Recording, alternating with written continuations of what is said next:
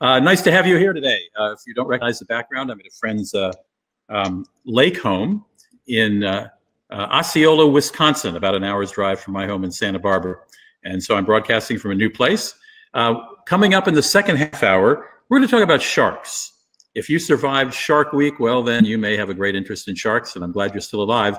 But a shark expert named David Shiffman is going to be joining us. We pre-recorded that interview a little earlier this week because of his schedule, but he's got fascinating details about sharks. He also lists some of the myths about sharks, many of which that are perpetrated on those documentaries during Shark Week. So we'll talk to David at the half hour. My first guest is a friend of mine, Stephanie Blanda, who just took a drive in an RV across about half the country, and she's got some good news on that increasingly popular pursuit, and also how hard it was for her to actually find an RV to rent. They are in a huge demand now. We'll talk to Stephanie in a minute. Now, I know I normally open with a glass of wine, but I thought today, since I'm in someone else's house, there's a lot of travel news this week, and I want to share about 2 minutes of it with you, and then Stephanie will join the show. I don't know if you saw this, but a dating site, an online dating site. By the way, there are two guests: David Shiffman, the marine conservation biologist and shark expert. I guess he's one of his. I don't know if that's a COVID outfit or a shark outfit. And Stephanie. Tesla has started a dating app only for Tesla owners. Only for Tesla owners, because they point out you can't spell love without EV, which stands for electronic vehicle, of course. Except love is spelled a little different way. And it promises that if you have a Tesla, you can sign up for this dating site. And it promises, let me quote, you'll meet the kind of people that really, they italicize really, they really understand you. They also might be as affluent as you are. Actor Kevin Costner's got a new app out. Apparently he's quite a bit interested in history. He says whenever he drives around the country with his family, he has to stop at every historical marker he can find, which causes howls of pain from his family. It's called Here, and it's an audio podcast. Here meaning H-E-A-R, H-E-R-E. And right now they've just got 3 Western states included, and it's free until the end of this month, when it'll be $49.99. But if you sign up before the end of this month, which is coming soon this week, you can get it for half price. Anyway, you'll hear Kevin Costner's voice. You'll hear, Phil, what's his name? The former LA Lakers coach. Stephanie knows all about sports. I don't. Phil Jackson voices some of these. So if you're taking a road trip around the country, particularly these 3 Western states, they're going to add more all around the United States eventually.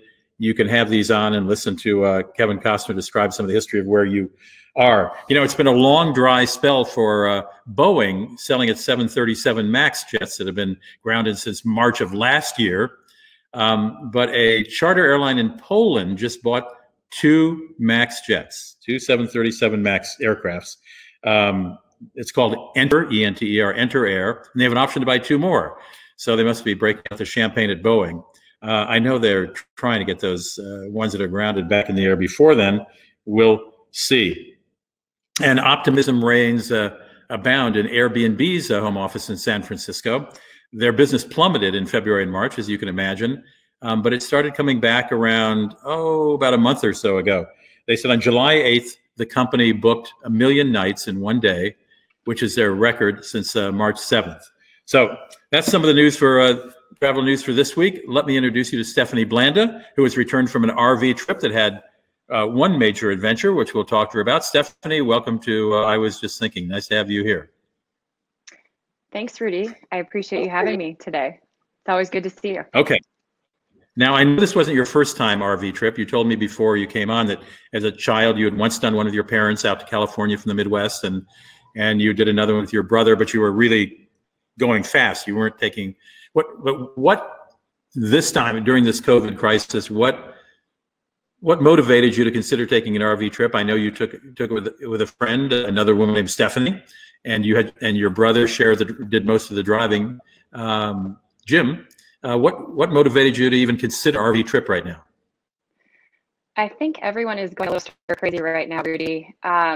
Hence, maybe you being in Osceola, but the urge to get on a plane and go somewhere has kind of been blocked by COVID, and we just needed to get out of town. And to me, it sounded like a phenomenal idea.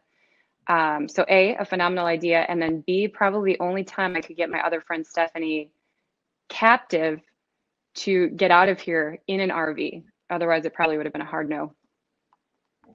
But I'm right in saying, because I remember it took you several weeks to, Stephanie and I are friends, so I know this. It took you a while to find a suitable RV, didn't it?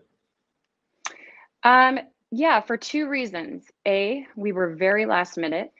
And then B, with the popularity of everybody RVing this summer, it was just difficult to find one. All of the dealerships that you can normally rent from, they were sold out. We were looking in cities that were far away.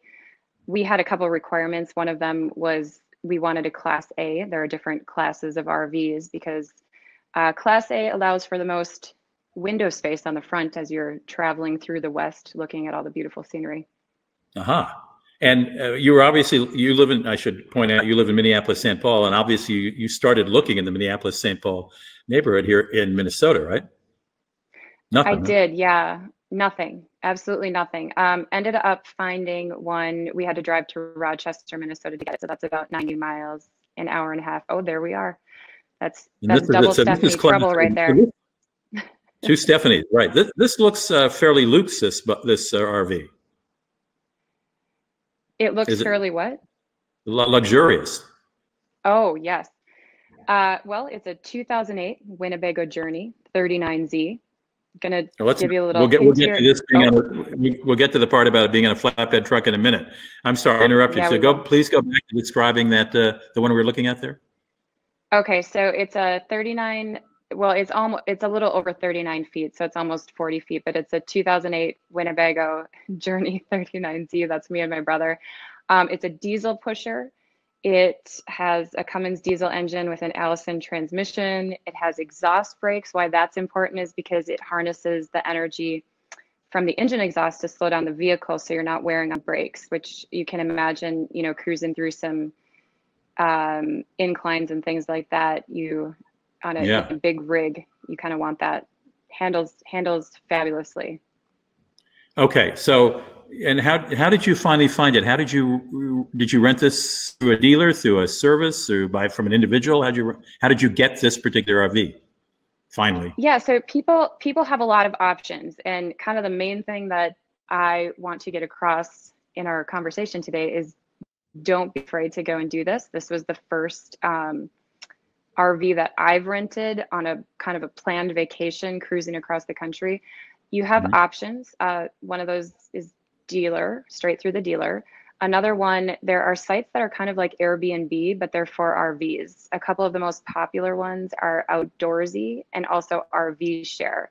We ended up renting ours through Outdoorsy. And so you are renting directly, you're renting through Outdoorsy, but from a person. And so yours was in Rochester, which is about an hour's drive from your home in Minneapolis, or maybe an hour and 10 minutes. And can you share what how many days did you rent it and what did it cost to rent? So the thing with Outdoorsy, and I suppose this is kind of like Airbnb, is every owner sets their own price. So I would imagine if some are, hey, that's Crazy Horse, by the way. I would imagine that with RVs being in demand, you could bump the price up a little bit. We actually got a discount because we had a long rental, 11 days. We kind of tagged on a day at each end in case anything happened to us, which luckily we did that. But it was about $260 a night. And then you have to assume that you're going to pay some taxes. And then you're going to want to, trust me on this one, get the insurance. All right, we'll talk about that in a minute. So what did this one cost before the insurance, let's say? Oh, you know, before the insurance, it could have been maybe close to just a little over $3,000 or something like that. I'm sorry. I am actually very good at math, but I'm not doing the math correctly in my head right now. Well, so it's in the $3,000 range, and that was for 11 days? 3 to 4. For 11 days, yeah. Okay, and I know, as it turns out, and we'll talk about what turned out, insurance was a good thing that you bought it. Did you buy it through the same place you found the RV from, or did you have separate insurance? How do you do that? So the Outdoorsy and also RV Share, and I'm sure when you're at the dealership, they probably offer something, but Outdoorsy offers 3 different insurance packages. I believe the lowest price one does not include roadside assistance. We went for the middle package. If you are a member of AAA, I know that you can do something with RVs through there. You might want to also check for supplemental RV insurance, maybe through your insurance provider, but it is a good idea to research that, tag it on, especially if you're rolling for the first time, and then print out all of the information and the paperwork, all the information, write down the phone numbers before you leave, in case you're in an area with no cell service. So you ran into a problem in an area with very little cell service in a national park, and we'll get to that in a minute, because that was the I wouldn't say negative adventure, because as Paul Theroux says, we always remember what goes wrong on our travels more than sometimes we remember what goes right. But so the second day you're headed out west. I mean, was it as terrific as you hoped it would be? I mean, sell me on it. Tell me why it was great. It was better than terrific, Rudy. You're on the open road. In a 40-foot RV, you've also got a ton of space, a ton of windows. When you start heading out west, the scenery changes. It's just absolutely gorgeous. You're in a mindset that's a little bit different. You're in nature, you're seeing animals, you're stopping at some fun places. It helps to go with people that you truly enjoy being around. I'll add that in there. It's just an experience. It's an adventurous experience. Now, I know both you and Stephanie, both Stephanies had to do some work in the course of the days you were away. Do RVs come with Wi-Fi these days? Are you dependent on local cell service for your, off your phone, or what? We were rolling in a 2008, so some newer models, which by the way, there's some gorgeous. Like that, rolling in a 2008. I like that. You're already talking. Right. Okay, so there are some gorgeous new RVs once you start looking. I mean, these things are like modern hotel rooms. But so yes, cell service. You're going to go through areas that you're not going to get any. And so we got a cell booster. You can do probably the top tier thing that you can do is get some type of satellite device to make sure that you have a signal. That's the kind of thing that even hunters do when they're out in kind of remote mountains. So if you actually do need to get stuff done, I would go the satellite route or check in those options. And the Facebook groups of RVs, there's one dedicated specifically to cell Wi-Fi, and people have a lot of good recommendations, and you can get a lot of good input there. Would a newer model RV have Wi-Fi built in any way, like a satellite dish, something on the top of the vehicle or anything? It may. Unfortunately, we didn't have that. Right. And renting one of those didn't even exist online because they were pretty much all sold out. But it may. I'm sure that's part of it, and I guess I'll find out the next time we go. Okay, so you found yourself in Yellowstone National Park, right? And here we are. And something went wrong with that engine in the back. What happened?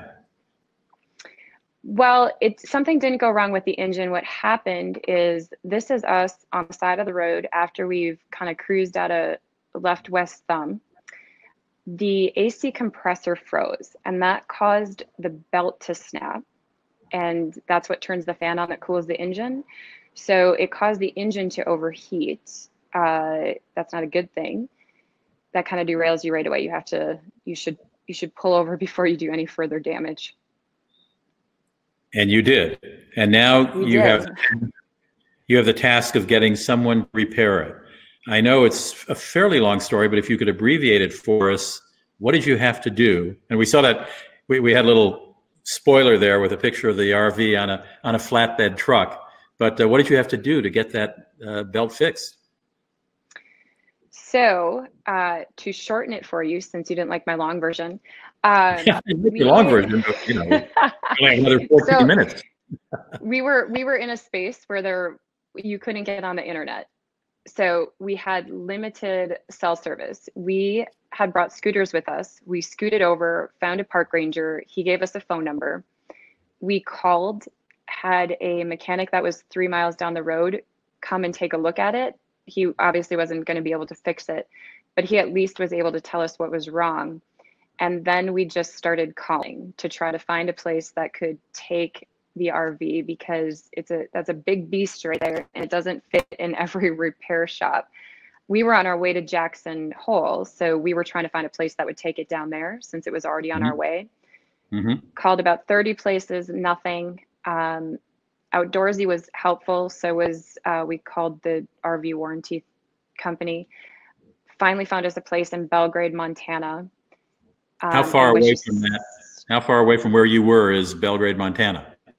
So normally it's probably about 3 hours, but because this semi with the flatbed that picked up the RV was way longer than 40 feet, they had to take the longer route out of Yellowstone, and it took them close to 5 hours to get out of there and get to the repair shop. I mean, this thing was so tall in that flatbed that he kind of had to swerve to go under traffic lights so he didn't hit the light. Oh my.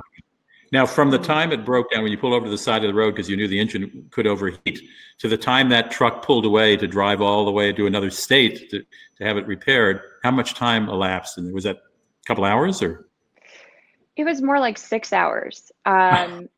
It takes a minute to find something that can tow the monstrosity of a vehicle that we had, and then so that took some time. Then it takes them some time to get in there.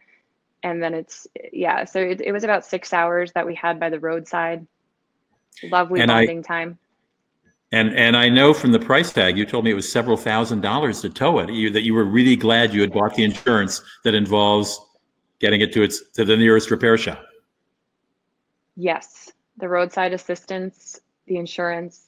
I mean, I think the tow bill was maybe about $5,600. $5,600? Oh my gosh. Well, that's a huge. That's a few new pairs of shoes for you. I'm sorry? That's a few new pairs of shoes for you, or a couple trips. For me, 70 for you, and 5,600 to tow. We got a couple questions here before we continue. Cheryl asks, how did you do your grocery shopping, or did you do grocery shopping, or did you eat out all the time? Did you actually prepare food in the RV, or? Great question. So our intent was pure.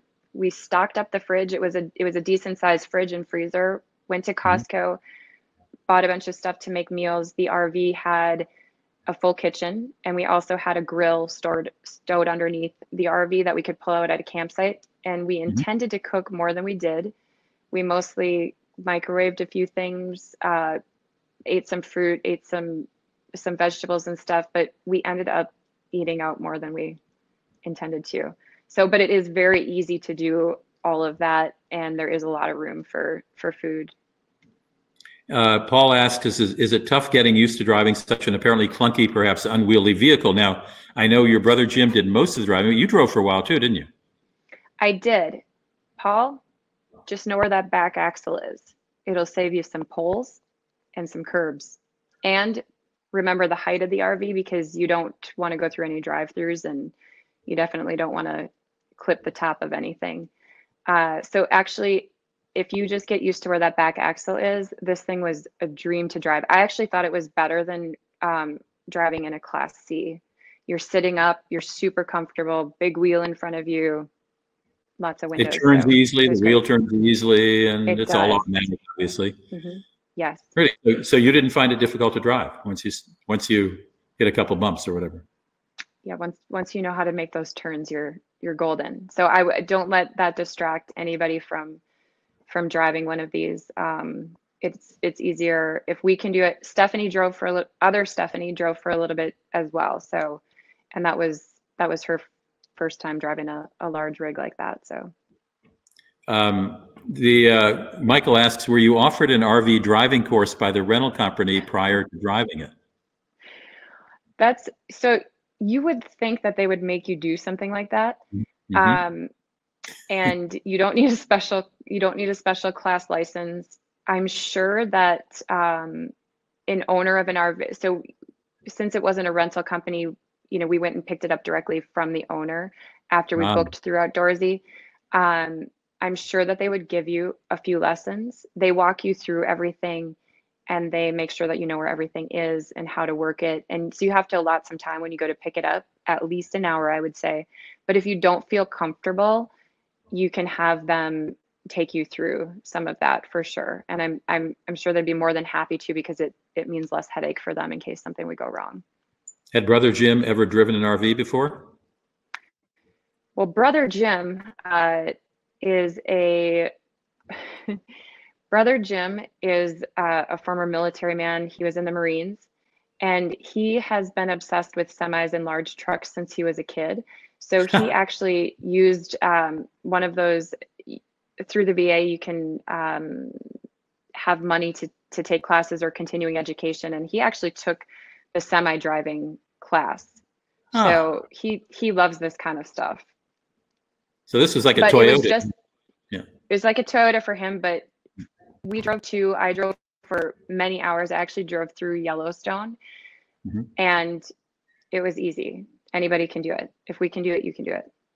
Now, I know when that flatbed truck came, it took your RV the opposite direction that you wanted to go, and your brother Jim was kind enough to go along with it while the two Stephanies went to Jackson Hole to meet an old friend and have some fun. Always nice to have Jim along, isn't it? That wasn't the old friend, but what happened is other Stephanie was basically like, I'm not going to Belgrade, Montana. We kind of already had it planned to go to Jackson. Jim was excited and he was okay going with the RV. We would have gladly gone. I would have gladly gone with the RV. We would have gone with it had it made, if we needed to. But she somehow found us a car service that picked us up from the site and drove us to Jackson Hole. So we pretty much got picked up at the same time. How much did the car service cost? $500? It was maybe close to that, so it's maybe not in everybody's budget to do, but it worked out for us. I'm sure it wasn't in your budget either. Greg, before I get to Greg's question, Varda wants to know whether you brought anything that you found was totally unnecessary, or was there something you wish you had brought that you did not bring along with you? So, Varda, that's a great question. Me being me, I overpacked for sure. There was enough room to store everything, so it was okay. I will say that bring some comforts of home, for example, molten brown hand soap for the bathroom. I don't know that there was necessarily anything that we didn't need. The only thing that maybe I was missing is it gets pretty cool at night when you're out west, like in Park City. I would have maybe brought a little more clothing for chilly weather, the chilly weather at night and in the morning. Did you all sleep on, did you all sleep on the RV? Oh yeah. We slept in that RV. Very comfortable. If you want to bring your favorite pillow, you could do that, right? But yeah. Thank you. Yes, bring your favorite pillow. We brought our own sheets and blankets. Some RVs provide that for you, and towels, things like that. We did bring our own towels. So the owners will list what they provide, and then you can decide what you want to bring. For example, they had all the cutlery that we needed. They had towels. They had things like hand soap, paper towels, and trash bags. But we brought our own towels, pillows, blankets, and some of the other things. I guess this is a $64 million question. Greg asks, would you do it again? I'd leave tomorrow, Greg. Okay, so the Yellowstone breakdown did not dissuade you from doing another RV trip. No, not at all. It made it an adventure, Rudy, and like you said, it's the thing that we'll remember. That and other Stephanie crashing a scooter into a car. So it made it an adventure. When you go on one of these trips, you just have to be okay that it's not going to go according to plan, and you just have to kind of live it up. Okay. Did you meet anybody along the way that you think you'll stay in touch with? I mean, did you make any new friends? Any other RVers, for example? Actually, funny that you said that. There was a couple that we ran into when we were in the Badlands.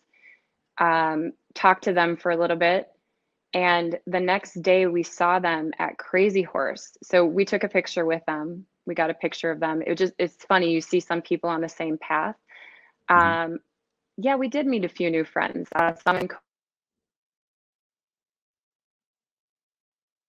Oops, I just lost you there.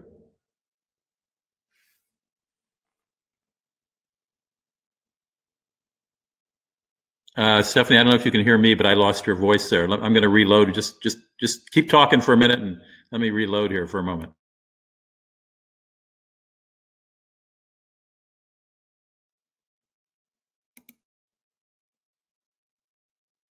Okay. Did we lose Stephanie? Maybe we lost Stephanie, but maybe it wasn't me we got lost. Stephanie, if you just reload your screen, you should be back there. Except she can't hear me, right? Let me see what happened. Let's see if she's texted me. No, she hasn't. I just tell her to reload her screen.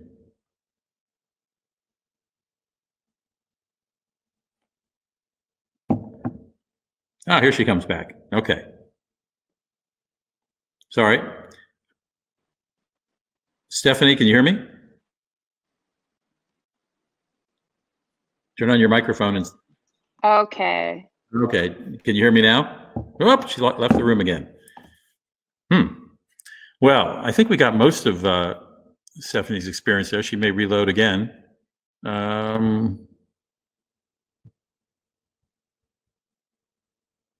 me tell her to turn on her camera too. Sorry. As they say on MSNBC, well, these are the times we are in. Sometimes when something technical goes wrong. In just a minute, about 2 minutes, we're going to be talking sharks with David Shiffman, and he's got a lot of interesting factoids about sharks. It turns out sharks don't eat people. We'll learn that from him, among other things. And I think we probably have to say goodbye to Stephanie now. I don't know what happened. Maybe she, maybe the great RV god said goodbye. Well, we'll welcome David Shiffman. As I said, if you tuned in a little late, I interviewed David earlier this week because his schedule didn't allow him to be on with us live today here, so you can't ask him questions. But I think what he's got to say, you'll find very, very interesting. There's David there. He's not hurting that shark, by the way. They are, well, he'll tell you what they're doing. Stephanie, you back in the room? Can you hear me? Okay. Sorry, Rudy. That's all right. Okay. That's okay. I'm not sure what happened there. There always seems to be some technical difficulty. Well, as I told the audience, as they say on MSNBC and CNN and Fox, when this happens, they go, well, that's what we're living. That's the world we're living in today, because everybody's doing these things from their home on various platforms. I think you were just telling us that you did meet another couple, and have you stayed in touch with them? No, we haven't, but we took a few photos, and it's one of those funny things.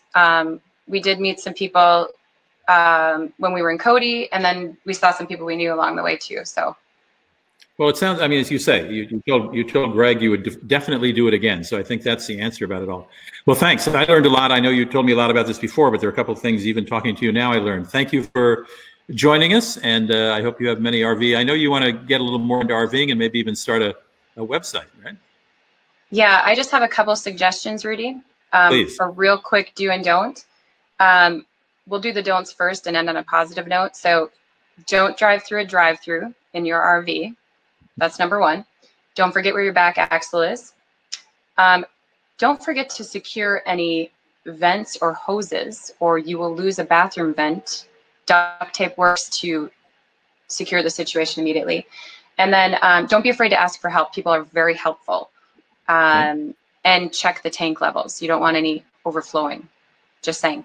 A couple of the do's. When you roll up to Mount Rushmore, I suggest blaring America the Beautiful by Ray Charles. That's important. Get yourself some matching Yellowstone shirts so you have a few pictures with the friends that you're with. Bring the Molten Baron hand soap for the bathroom. Bring an extra scooter in case anybody runs into a car. Remember that it's an adventure and things won't go as planned. Have your list of numbers handy or print it out. Make new friends. Singing helps. Download your playlist before you go in case you're rolling through an area that doesn't have cell service. And practice your mating call before you leave. And what I mean by that is we're heading through Yellowstone, and it is very effective when you yell it out the window like my brother Jim did to get the buffalo and the bison to pay attention to you. Got it. And this segment of I Was Just Thinking was brought to you by Molten Brown Hand Wash, apparently. Stephanie, thanks so much for joining us. Say goodbye. Thanks, we're going to talk to the shark man now. Thank you very much for taking time out of your day. Take care. Bye. Bye. All right. Here's David Shiffman. As I said, he's a marine biologist. and his specialty is sharks. He teaches at Arizona State University. He lives in Washington, D.C. Let's go ahead and roll that interview. I think you'll find it quite interesting. Yeah, there he is in a shark outfit. Okay. Michael will roll the video in about 8 seconds, I think.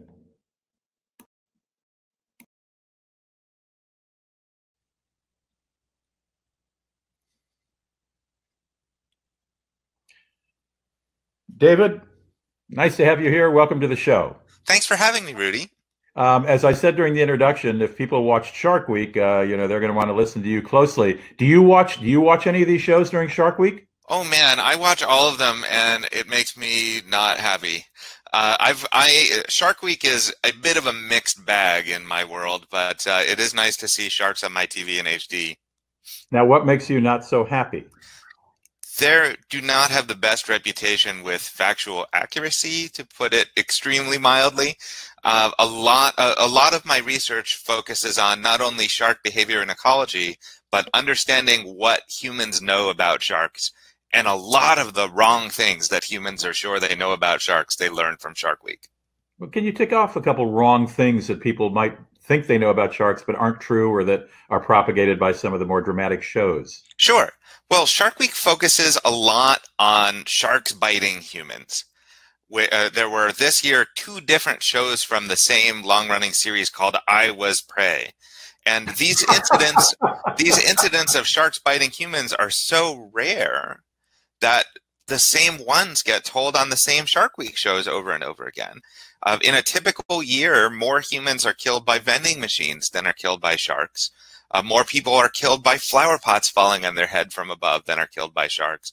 And the way that Shark Week tells these stories is not factually accurate. It's just not how these animals behave. And that inspires fear when we should be inspiring respect and understanding and a desire for conservation. And maybe even awe, right? Yeah. Well, that's funny that I Was Prey is having trouble finding new prey every year, so they have to rerun the same poor victims. Well, that brings up the question of sharks eating people, which I know from talking to you before the show, they don't do. If they're taking a bite of a person, it's your suggestion they're really sort of checking you out and seeing whether you're a seal or something, right? Yeah. So sharks don't have hands. And the way that they taste things, the way that they investigate their environment is with their mouth. And that is understandably unsettling if you're someone that gets bitten. But a shark is not trying to eat you. Sharks don't eat people. We're not on the menu. Picture the large sharks, something like a great white. Their typical food is something like a big seal or a big fatty tuna. We're way too much bone for them to get any nutritional benefit out of it. And I saw Jaws. Don't big white sharks eat boats too? Yeah. No, I love that movie, but it is amazing how much it has shaped public perception of sharks. If I ask you to picture a shark, you picture a great white shark from Jaws stalking a beach because it's evil and malevolent. And that's not what they do. Well, another fact you mentioned to me is there have been studies showing that videos of sharks swimming through the water, people sort of enjoy. But once the music is added, and of course the Jaws music, bum, bum, bum, bum, bum, bum, is classic, their fear rate goes right up. Yeah, it's unbelievable how much the music that's playing behind a news clip, behind a documentary, affects what you think about what's happening. There's that iconic Planet Earth scene with the snakes and the lizards, and the big dramatic scary music. If you watch, there's a clip on YouTube, or at least there used to be, of that same music with the Benny Hill theme playing in the background. And instead of being terrified and being super drawn in and, oh my God, this is so intense, you're giggling. The music makes a huge difference. And I have a colleague who did a study on this, that he had volunteers watch clips of sharks from documentaries, first with the shark theme and then with the dolphin theme from that same documentary. And the difference in what people think about sharks after watching that 2-minute clip with different music is amazing. And Shark Week has so much over-dramatic music and over-dramatized scary nonsense. And mean, they go in the water where they know there are sharks. They put chum in the water to attract sharks. And then they say, then the narrator says, "Oh my God, a shark is here. These people are now in mortal danger." Like, no, they're not. There's gambling going on here, right? I'm surprised. Shocked to learn there's gambling in this establishment. Exactly, exactly. David, before we get into some practical advice about sharks and maybe help our audience feel a little better about them, tell me a little about your background. How did you get interested? Where are you from? How did you get interested in this? What's your education? So I am from the not exactly sharky shores of Pittsburgh, Pennsylvania. And actually, a lot of marine biologist colleagues I know are from the Midwest, and we just always, the ocean was always just something sort of magical and far away, and we were obsessed by. But I have known that this is what I want to do basically my whole life. There are pictures of me when I was 2 and 3 with shark toys and shark T-shirts, and most kids go through a shark thing or a dinosaur thing, and I actually had both. But I've always known that that's what I want to do. Yeah, I decided I'd rather be spending my days on a boat in the Caribbean, helping to stop animals from going extinct, than spending my days in the deserts of Montana trying to understand why past animals went extinct. And but yeah, most kids go through a shark thing or a dinosaur thing, and I never really grew out of mine. And I studied biology at Duke University, and I got my master's in marine biology at the College of Charleston, and I got a PhD in ecosystem science and policy at the University of Miami. And I've moved around since then, and I now live and work in Washington, D.C., where weirdly I work for Arizona State University in Washington, D.C. We actually have a campus in D.C. that focuses on science policy issues. Well, your credentials certainly seem to be in order. How often, well, obviously, some of your research may be thwarted by COVID, but generally, how often are you in those Caribbean waters you dreamed about as a kid working with sharks? And I gather your primary goal is conserving the shark population. Yes. So these days, I'm just like everyone else, just stuck in my apartment all the time. But I was going to be out on a boat in South Florida for about 3 weeks this year, and there also are sharks near where I am in Washington, D.C. And a friend of mine works for the Smithsonian Coastal Shark Survey here, and I was going to get to go on that in the spring, but that got, when we had that early tropical storm, that got canceled. So this is going to be the first year since I was maybe 5 that I don't see a shark, which is weird. Wait, David, I lived in Washington for 45 years. The Chesapeake is a massive shark nursery ground. Really? Oh, yeah. The College of William and Mary for years and went into the bay and had no. Oh, yeah. What? Every year there's stories of, oh my God, a fisherman caught a bull shark in the Chesapeake Bay. Yeah, that's where they live. I thought sharks were only in oceans. That's how little I know. So the Chesapeake, the lower Chesapeake does get pretty salty, and there's lots of different species there. But even the upper Chesapeake, there are some species of sharks that can move into brackish or even fresh water. Are there sharks in any of the Great Lakes? There are not sharks in the Great Lakes. Although, ranting about Shark Week again, you've got me all wound up. They made a fake CGI video about a shark, and I think it was Lake Erie, that resulted in tangible, that they didn't say was from Shark Week. They just made this fake viral marketing campaign to get people talking about sharks in general, and it caused actual damage to the tourism economy of that town. No. Yeah, they're not great with the factual accuracy. It probably wasn't as much as it hurt the Cape Cod tourism industry after Jaws came out. No. But nobody went in the water that summer after they saw that movie. Okay, we've established that shark. No, well, generally speaking, I mean, I've over the decades, I've read stories about shark population being dwindling, Japanese overfishing of sharks because they shark fin soup, etc.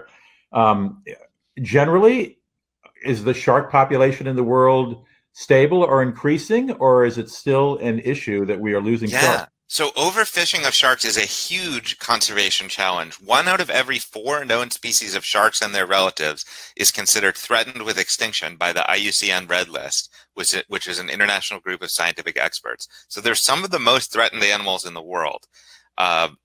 And it's not just, overfishing is the biggest threat they face by far, but it's not just Asia, and it's not just for shark fin soup. The United States is one of the largest shark fishing nations in the world. Ours are largely sustainably managed, but some of the worst offenders in this are in Europe or in South America, and it's always presented as, oh, it's a problem, but it's those bad people in China and Japan way over there. And certainly there are some major environmental sustainability issues with practices in China and Japan, but they're not the only ones.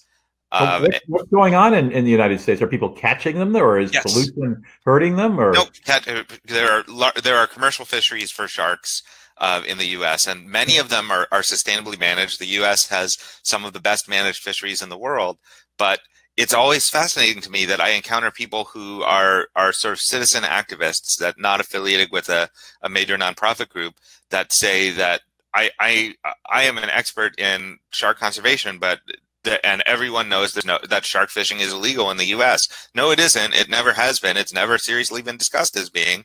And we catch lots of sharks, and often that's fine, but there are some issues. What do major companies that catch sharks, what do they do with them? Is it to send stuff to Asia? The meat is often sold here. My parents live in South Florida, and at Publix, you can get 2 or 3 different kinds of shark meat at the seafood counter, just at the regular grocery store. The most commonly fished shark in the U.S. is the spiny dogfish, and that is a shark. I don't know why some people think it isn't, but it's called a spiny dogfish. Yeah. They are used to make cheap fish and chips. A lot of them are exported to the UK. So that's this perception that's out there that everyone in the world is treating the ocean great except China and Japan. Is not. Certainly China and Japan have their issues, but yeah. Where in the United States are most sharks caught? There's fisheries throughout the U.S. New England is where a lot of the spiny dogfish fishing happens, but also off the Carolinas, there's some dogfish and smoothhound fisheries. Off Georgia and Florida and the Gulf, there's blacktip fisheries. Mako fisheries are in both Atlantic and Pacific, and the Atlantic Makos are so overfished that they're now an endangered species. You used to be able to buy Mako shark steaks at grocery stores. I'm sorry, I didn't mean to interrupt. Go ahead. No worries. What do you do to help conserve sharks when you're out there and about? So when I'm out on a boat gathering data, that's the goal is to learn more about where the sharks are, how many are there, what are they doing, how do they interact with the environment, things like that. And that gets put into a larger scale data analysis with lots of colleagues. And a lot of the work I'm doing in Washington, D.C. is focusing more on the synthesizing science to influence policy side. So that means I like doing the science because it's more fun to be out on a boat catching sharks than it is to be at my office in front of a computer all day. But where the rubber meets the road here is learning useful things from that science that tell us, hey, currently the fishing rule is this, but this data suggests it should instead be that, and then talking to people to make that change happen. So are you implanting devices on sharks that track their movement and numbers? So that's a really common research method. I don't do that as much, but I have lots of colleagues who do, and it's really amazing that these GPS tracker tags that you can put on a shark, anyone anywhere in the world can track where the shark goes, and you can track them on your phone. People get a favorite shark that they're, oh my God, I haven't had an update from this shark in a while. I hope they're okay. It's really fascinating. Where would I find this on my phone? OSearch, which is OCEARCH. They have the most widely used shark tracker app, and I don't work with them directly, but I know a lot of people who do. And they've tagged hundreds of sharks as well as marine mammals and sea turtles, and just from their website you can see where they are and you can see where they've been the last 6 months, and it's a really neat educational tool. As soon as this webinar is over, I am downloading OSearch. I mean, that is incredible. All right. You told me, again, when we talked before this webcast, I'll never forget this quote. If you step into the ocean or anywhere where there are sharks, the sharks know you're there right away. Yep. Is that because they have this amazing sense of smell that can smell everything miles through the water away? So sharks do have really impressive sensory systems, but that's another myth that comes from Shark Week, that sharks can smell a drop of blood a mile away. No, they can't. Right. That's not how smell works. when you smell something, tiny particles of that something are interacting with chemosensory systems in your nose. So keep that in mind the next time you smell something gross. That tiny particles of that something are physically interacting with your nose. Thank you for that. You're very welcome. I have science ruining everything since the 1600s. But they do have a really, really impressive sense of smell. But it's not just that. They also can see better than we can. They can hear better than we can in the water. If you've ever been in the water and heard a noise, it sounds like it's coming from everywhere all at once. You can't. If a glass were to fall in your home right now, you would be able to turn your head to right where that happened. You can hear it. We're not wired to be able to process sound like that in the water, but sharks are. But they also have a sense that we don't have, which is the ability to sense bioelectric fields. And that's only useful from a few inches away. But what that means is if a prey animal is buried under the sand where the shark can't see it or smell it or hear it, they can still tell it's there because they can sense the electricity given off by its beating heart. Occasionally when there's a shark warning, at least along the East Coast, maybe on the West Coast too, I don't know, they'll take an aerial shot, and if the water is translucent, you will see these black figures swimming all near the beach. If one could do that at any time, you would always see sharks. Even in the muddy water of up around Rehoboth Beach where you live in DC, in Ocean City, if one could take a photograph, if that water suddenly turned translucent along the popular beaches of resort towns along the East Coast, would you see a whole lot of sharks swimming all around? Yes. And the helicopters and drones and stuff where you're getting those footage from, they're not looking for sharks. They're looking for especially large, potentially dangerous sharks, because sharks are always there. Another way of saying near the beach is saying in the water where fish live. That's where the shark is supposed to be. And they've always been there. What's different is now everyone has a camera with them all the time, either your smartphone or sometimes a GoPro or a drone. So it's not new. There's this media narrative that sharks are newly coming into shallow water. No, they're not. It's just some guy who got a grainy picture on his cell phone is more newsworthy than some guy who said he saw something that he thought was a shark. Right. A picture of a fin near the beach is like throws people into panic, even though they're out there all the time. All the time. If you've been in the ocean, there was a shark near you, and it knew you were there, and it probably left you alone. My guest is David Shiffman. He is a researcher and conservationist who's concerned with sharks. He teaches at Arizona State University, lives in Washington, D.C. But you say you go out to the Caribbean and off Florida to do research, but you're not implanting any sort of GPS devices on sharks. What are you studying? What do you do? Yeah, so there are a lot of different research methods that are out there, and a lot of the work that I do is this gets complicated and mathy very quickly. So I'll just give you the broad strokes. But I'm interested in food web ecology. What do sharks eat? How do they influence the food chain? And by extension, what might happen to the food chain when sharks aren't there anymore if we overfish them? And to do that, we use a method that's called stable isotope analysis, and it just requires a little bit of I use shark blood for this. But basically, the premise of stable isotope analysis is you've heard the cliche, you are what you eat. It's literally true on a molecular level. When you eat something, that something gets digested and built into your cells. That's what digestion and growth is. And you can track it. There are traceable signatures from different prey items that you can track. So if you take isotope signatures from a crab and from a sea bass, and then from a shark, you can tell if that shark is eating mostly sea bass or eating mostly crab. So do you catch a shark, anesthetize it, and take a blood from it? Don't even need to anesthetize them. We just have a team of interns that help secure them.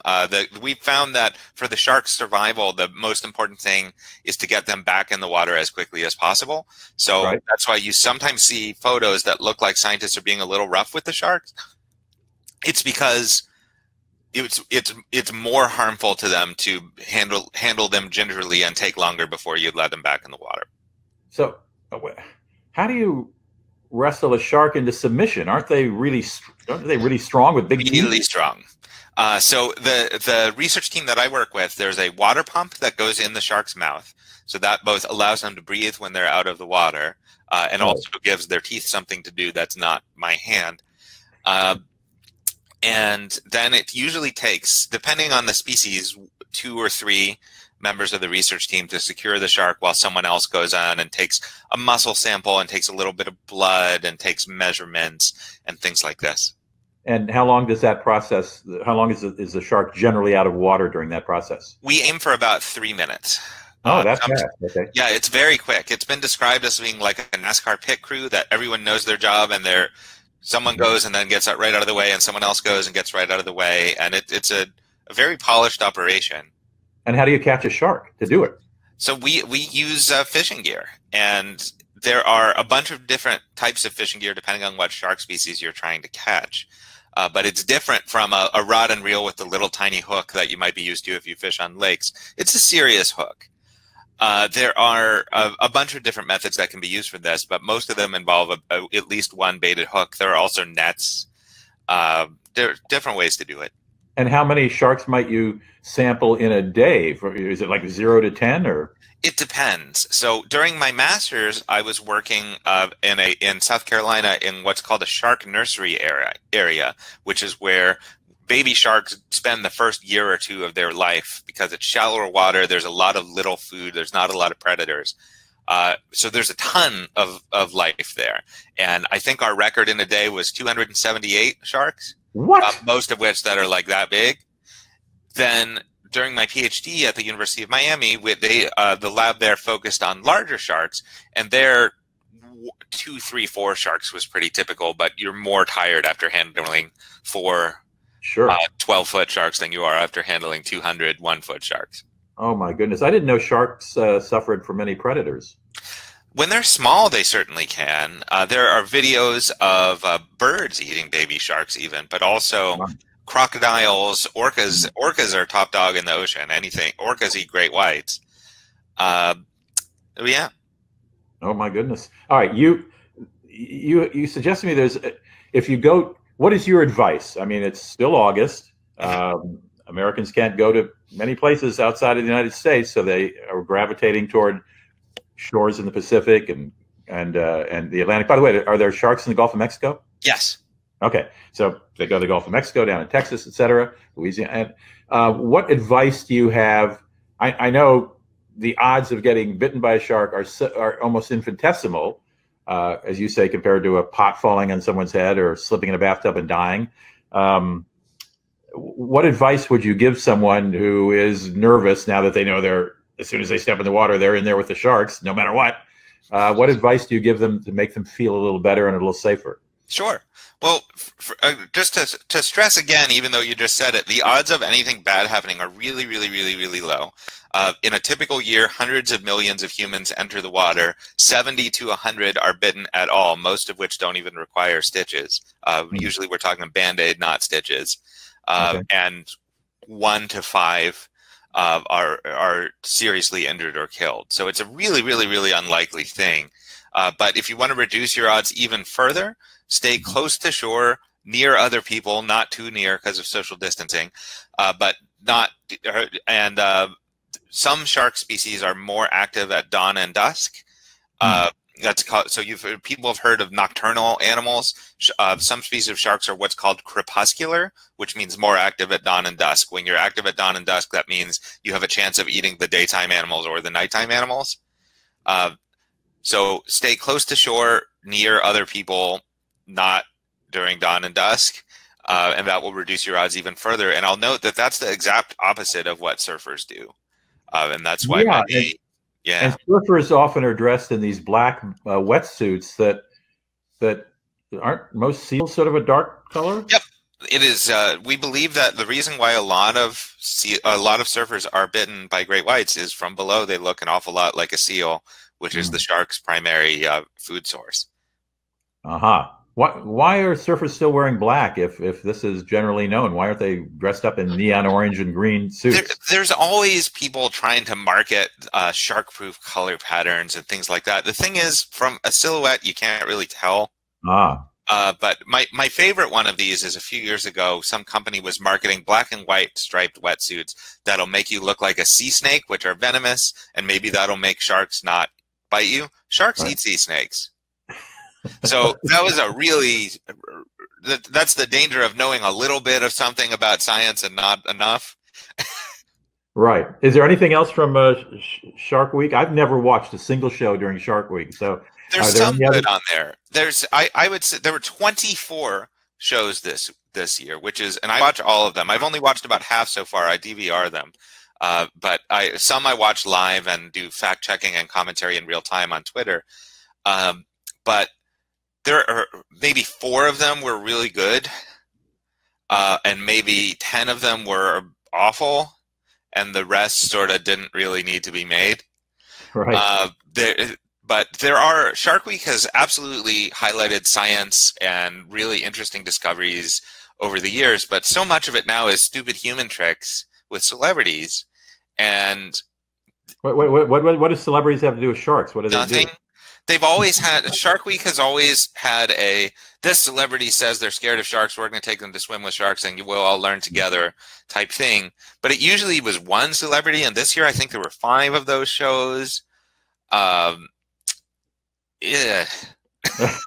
Well, you mentioned, I know you have a huge Twitter following, Mm-hmm. and you have a social media handle for Twitter, Facebook, and Instagram. Yes. And what is that handle? @WhySharksMatter. All one word, and I'm always happy to answer any questions that folks have about sharks or marine biology or the ocean. So why sharks matter? So you put the @ symbol, why sharks matter. Let me tell you, I've done a whole lot of shows for public television, 98 episodes on the world's great destinations, 98, 99, I don't know. It's not 100 though. Bothers me. I got to get that 100. Anyway, one of them was in French Polynesia, and there was a particular place, and we had local guides, of course, and folks who knew the area. And there's a particular place where sharks, in the water, where sharks gathered, or there are more sharks than not, let's put it that way. And so we were going to go out, and we had an underwater photographer, a local photographer, and he had a camera, and he had a great big round metal thing in front of the lens to keep sharks from hitting whatever. And my producer has put me in more than one situations that I thought were a little too dangerous, and she would apologize afterwards and then do it again. And right. She said, okay, you're going to go down there, with the photographer, show you. So I put on a scuba outfit. I don't scuba dive because I've never been able to clear my ears, but, I wasn't going down far. I was going 6 feet at the most. So I put on scuba gear so I could breathe underwater. I go down, and I'm in the water, sort of floating. The photographer's over here. And suddenly it seems like it's snowing around me. All this white stuff sort of falling slowly through the water. And I suddenly realized it's chum. Yep. My producer did not tell me there was going to be chum involved. And suddenly I see from a distance, not 1, not 8, I don't know how many sharks coming at about, to me, 300 miles an hour with their jaws snapping, getting this chum all around me. And I'm hoping they haven't been drinking and they have good aim because I'm right here. And I look at the photographer and he's going, yeah, this looks great. He's over there safely behind the big metal thing. I mean, I was not happy about this. Was I in danger? So those were probably blacktip reef sharks, which do very rarely bite humans, and when they do, it's those very minor bites that require a Band-Aid, not stitches. But yeah, I mean, it's probably good to tell someone that they're going to be in that situation so they can prepare. Thank you, David Shiffman. Thank you very much. I'm going to be sending, when this gets posted on YouTube tomorrow, I'm sending this to my producer, Susan McNally. We got great reaction shots from you for that, though. I'm sorry? I bet she got great reaction shots from you, though. Oh, well, he was just focusing on the sharks. You see me there, but you don't see my reactions. Anyway, she called me up sooner than I thought. And I got back on the boat, and first I said, "What you did?" I yelled at her about the chum and how frightened I was, and she said, "Well, we brought you up early," and I thought, "Well, that's out of consideration for my being absolutely terrified."